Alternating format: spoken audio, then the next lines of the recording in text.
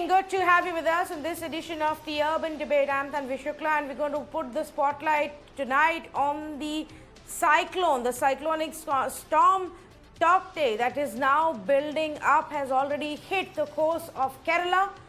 8 districts of Kerala have been hit badly with this cyclonic storm. It is expected to also impact coastal parts of Karnataka, Maharashtra, Goa, and finally make a landfall on Tuesday in the state of Gujarat. About 100 NDRF teams have been put on standby. State disaster relief management teams are already working on ground in the state of Kerala, where over 300 people just from the Thiruvananthapuram district have already been relocated to relief camps. The government has moved to set up more relief camps across these 8 to 9 districts which are currently on red alert, which means heavy cyclonic storm, very heavy rainfall expected in the next 10 to 12 hours as well was the last update. We will get you more update on the special broadcast that we are bringing to you. Cyclone Tauktae is expected to touch Gujarat coast between Porbandar and Nalia on 18th of May by afternoon. It is likely to call heavy rainfall even then. But we're going to tonight focus on what's happening right now and what is expected in the next 24 hours. First up, let's go across to our reporter on ground. Vivek's joining us live right now for the latest as far as the state of Kerala is concerned. Vivek, give us a lowdown. How many districts on alert? How many have flooded already? And what's the update on relief operations?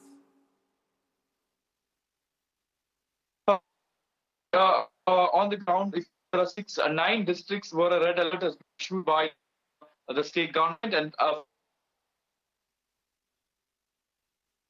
especially in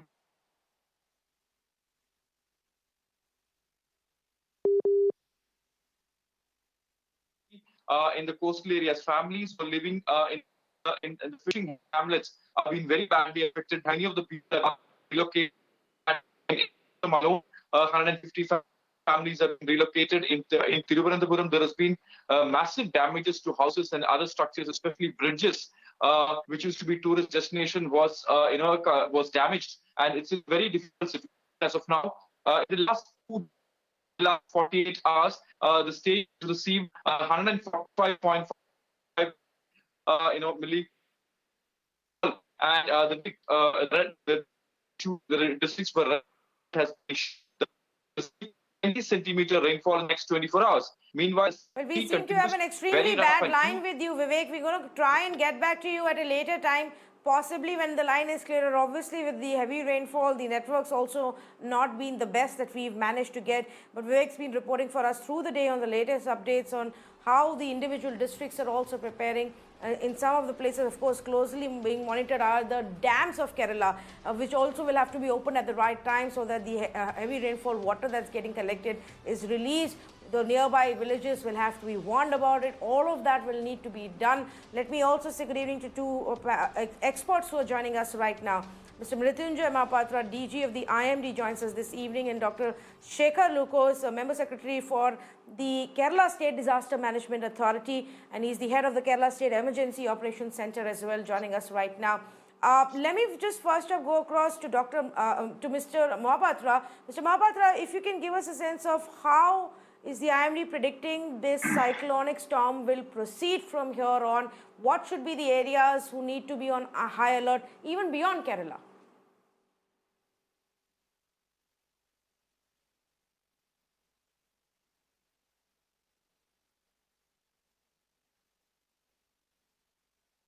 Mr. Mohapatra, I believe you've muted yourself. You'll have to unmute.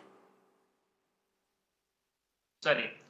So, in the evening of today, the cyclone storm Tauktae has intensified further into a severe cyclonic storm over east central Arabian Sea. It is now located about 820 kilometers southeast of Biraval of Gujarat. So, as expected, it is intensifying, and we are expecting that by tomorrow morning it will become a very severe cyclone storm, and it will move northwest towards Gujarat coast. On 18th morning, it will reach near Gujarat coast, and 18th afternoon, it will cross the coast between Nalia and Porbandar.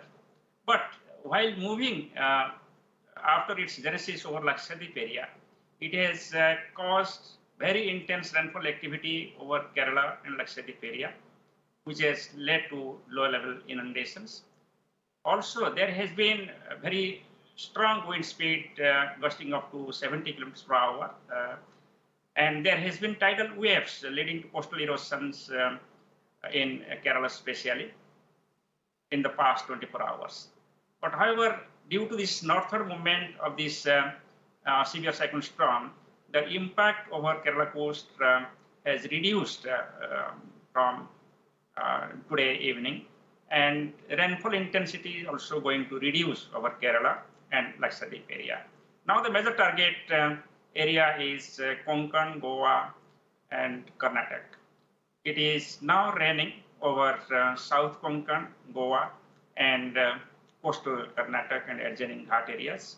There also we can expect very intense rainfall activity during next 24 hours, and there can be tidal wave hitting the coastal areas, leading to coastal erosions, etc. And also wind speed will go up to 60 to 70, gusting to 80 kilometers per hour over these areas. But thereafter, the cyclone, as it will move north-northwestwards, its focus area of impact will shift to northeast Arabian Sea and Gujarat, especially the Saurashtra and Kutch area. So maximum wind speed of 150 to 160 kilometers per hour, gusting to 175 kilometers per hour is expected on 17th over northeast Arabian Sea, and this wind speed will continue. With this wind speed, cyclone will cross the coast as a very severe cyclone storm, and this type of wind speed can lead to a large-scale damage. If you want to compare how this wind speed is, I will say the last cyclone which hit the West Bengal and Bangladesh over Sundarban area, it is almost similar to that, a little less, about 10 kilometers per hour less wind speed, or almost same wind speed. And in addition to that, I want to mention that this particular area where it is crossing, that is Porbandar and Dwarka district, and then it is moving across Gulf of Kutch. So therefore, it will have enough energy from the sea to maintain its intensity, and accordingly, this area, especially Saurashtra and Kutch area, can have a large-scale damage. And this particular area, Gulf of Kutch area, also has the record of very high tidal wave or storm surges. So we have predicted about 3-meter height storm surge above the storm tide for this area, especially the Jamnagar, Morbi, Kutch, and Dwarka and Porbandar districts. The adjoining districts of Amreli and adjoining areas also we can have 1 to 2 meters height of the storm surge or tidal wave. So there will be combined impact of the wind, storm surge, and the very intense rainfall activity over this area. So low-lying areas can be inundated and can be the flooding situations. And because of the uprooting of big trees and bending and uprooting of electric poles and telephone lines, there can be large-scale damage to these structures, especially the thatched houses and concrete, that is asbestos houses, tin houses are very vulnerable to this type of winds. There can be large-scale damage. Standing crops are also affected. This area also have the salt pans and a lot of industries. So all these industries and ports also, we've got very major ports in this area. So we are issuing warning to all concerned stakeholders, and we are every 3 hours monitoring the situation, and we'll update the warning time to time.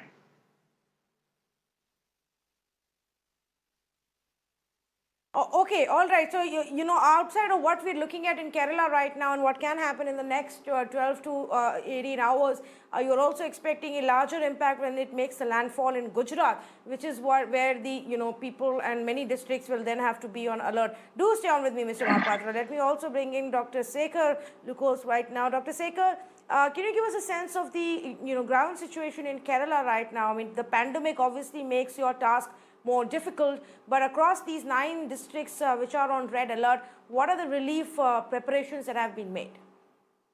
I would start with a little correction to your initial statement. The cyclone didn't actually hit Kerala. It actually caused certain fringe effects. And thanks to Dr. Mohapatra and his team, right from starting of 11th, we were alerted that this cyclonic storm, which is going to form within the Arabian Sea, is going to cause havoc in the state of Kerala. So we were given adequate time to prepare as per the SOP. We had our state executive committee meeting. The state chief secretary himself shared that meeting. Honorable Chief Minister reviewed the preparation starting from 11th onwards, and we were able to mobilize 9 national disaster response force teams that are deployed across the state. We have two Indian Army teams on standby in Trivandrum. We have two Defence Service Corps teams, one deployed in Kannur and the other deployed in Kasargod. And we have 2 helicopters on standby from Indian Air Force. The Coast Guard and Indian Navy was very proactive in going out in the sea and announcing to the fishermen through various multiple media, which includes very high frequency radio, as well as through mic announcements, that they have to return to the coast starting on 12th night. So by 12th night, we imposed a complete ban of fishing from the coast of Kerala. And as you know, Kerala has fishermen who does long distance fishing. So about 100 trawler boats were informed through satellite phones. And these preparations actually helped us to ensure that by and large, most of the fishermen community who would be directly affected if they were out in the sea are saved. This is particularly thanks to Dr. Mohapatra that he personally took the initiative to contact us and alert us on what steps we had to take. Further down the line, the government had this great challenge, which we also faced last year when the monsoons came, when we have to set up relief camps in the times of COVID. We actually come up with 4 types of camps, one for people who are healthy, the second one is for people who are positive, and the third one is for people who are in home quarantine, and the fourth we had for elderly also. So these camps were made ready, about 25,000 camps, which are other than the COVID treatment facilities, were ready by the district administrations. And these camps are the ones to which we have now moved about 2,000 people, who are housed in about 68 camps across the state.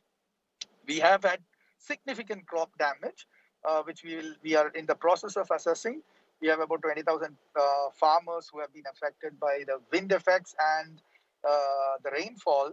And as you can see in your own shots, our coastline is rampantly affected by the high waves. We were alerted by the International Center for Ocean Information Services that this would happen. So public were informed much earlier, almost on the 11th. As you know, Honorable Chief Minister of Kerala addresses the people of Kerala every day in the evening, and through his daily conversations with people and through the media, it was communicated loud and clear to public that we have to face these 2 challenges at the same time, which being the effects of the cyclone, at the same time COVID. So people were also aware, and by and large, you can see people across the state have cooperated, and we are still in the crisis situation. It is not yet over. Tonight also we have red alert, and tomorrow we have orange alerts for the northern districts. The preparation is absolutely kept at the highest level. Honorable Chief Minister reviewed the preparations today as well.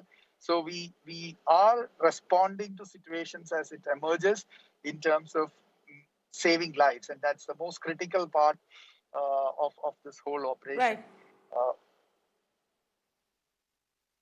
Right. Dr. Sekhar, if I can ask you, for the next 12 to 14 hours, what do you see as the biggest challenge, for the authorities as well, in terms of ensuring that you are supporting people, and also, in parts where there has been and will be more heavy rainfall, we've seen, waterlogging becomes a problem. In times of a pandemic, that then becomes a bigger challenge. So what's the plan of action there? It's exactly, as you can see, coastal erosion is the biggest challenge. The second challenge is particularly with respect to the amount of windfall that is happening.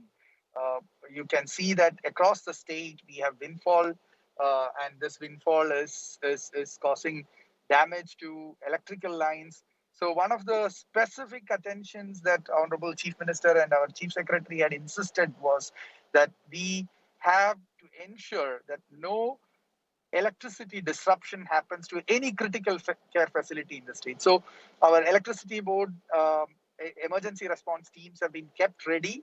The local self-governments are supporting them by and large. We have emergency response teams in all local self-governments who are trying to ensure that there is no disruption of power to any of the electrical facilities. So that's one big challenge that we have, because when people in critical care is in need of oxygen and suppose that electrical connections go disrupted, it will be a disaster. And that's what we want to avoid. As I told, the gist of this operation is saving lives. And that's exactly what we are pointing at. Of course, Kerala is not new to urban flooding and little amount of ponding for a few hours or a day or so.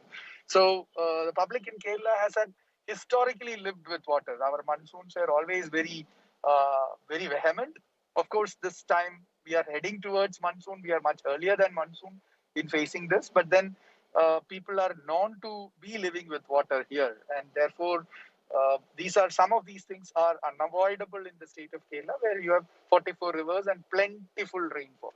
So one of the appeals that Honorable Chief Minister has specifically given out is for Sunday, that is tomorrow, that people may go out and try and clean all the little rivulets.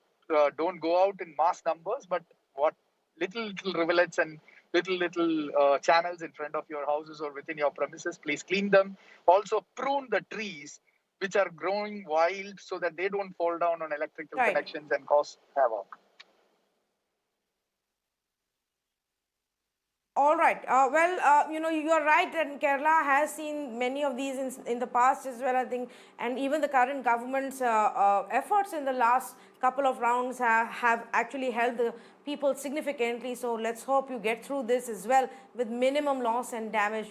Thank you so much to Mr. Mohapatra of the IMD for joining us, for also explaining to us what all we need to watch out for and which all authorities need to be on standby, and to Dr. Sekhar for speaking to us. I know it's a busy time for him with all of this work being lined up, but it was essential to also understand what the ground reality is. So there you go. That's the Cyclone Tauktae that's already made an impact with heavy rainfall and wind as far as the 9 districts of Kerala is concerned, and that heavy rainfall continues. Rainfall also now being witnessed in coastal parts of Karnataka, Goa. Red alert has been, orange alert rather, has been issued for a few districts in Maharashtra as well.